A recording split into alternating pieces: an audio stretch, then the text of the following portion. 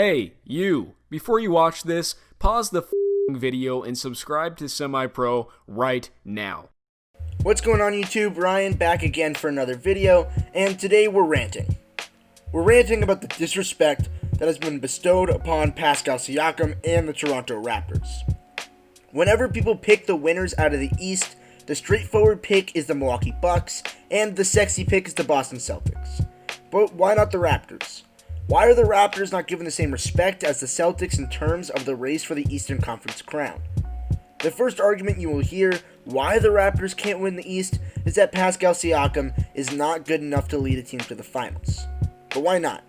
It certainly seems to me that people believe Jason Tatum can, but Siakam is, in my opinion, an equivalent player to Tatum. They average identical points per game, 23.6, and blocks per game, 0.9, but Siakam averages more rebounds and assists than Tatum does. And if you compare per 36-minute totals, their stats across the board are almost identical. But I think Siakam for this season is a better leader than Tatum. First off, he's done it before. Keep in mind, Siakam did win a championship just last June. And I already hear you saying, but Ryan, they had Kawhi Leonard last year. And to that, I would say, stop comparing these Raptors to the Raptors of last season. They're a different team. This year's team, I would argue, has more depth. But more importantly, this year's team has Pascal Siakam, who has stepped up as a leader. Last season was his quote-unquote big jump season.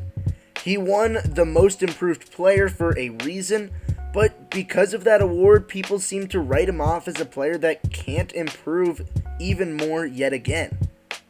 Siakam improved by 7 points per game and has morphed into a different leadership role on this team. And there's a reason why this team is second in the East, and that's Spicy P. So why does Siakam not get the credit? Maybe it's because he plays in Canada, maybe it's because he's an international player, maybe it's because he doesn't dominate the ball offensively. Maybe it's a combination of all of these.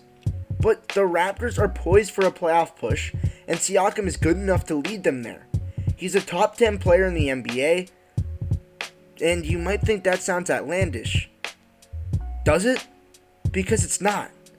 If you want, we can break down all of the players in front of him in no particular order. Steph, KD, LeBron, Anthony Davis, Luka, Giannis, Kawhi, James Harden, and who else? Maybe Dame? But then after that, there's Siakam.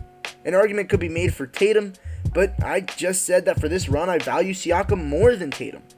And there you have it. Pascal Siakam is a top 10 player in the NBA. Jokic isn't better, Trae Young isn't, Jimmy Butler, Kyrie, Embiid, Simmons, Zion, Cat, none of them I'd put over Siakam. The other knock on the Raptors is that they just don't have the right rotation to compete. I made a deep dive on the Raptors roster a few weeks ago. Go check that video out if you haven't already. But the argument that the Raptors don't have the depth or talent to compete amongst their role players is ludicrous. They have 5 players that average over 16 points per game, and they're the best defensive team in the league. Not to mention that their entire roster is almost the exact same as it was last year, minus Kawhi, except with improved role players, and they added a few more role players with Rondé Hollis-Jefferson and Terrence Davis to come into the fold.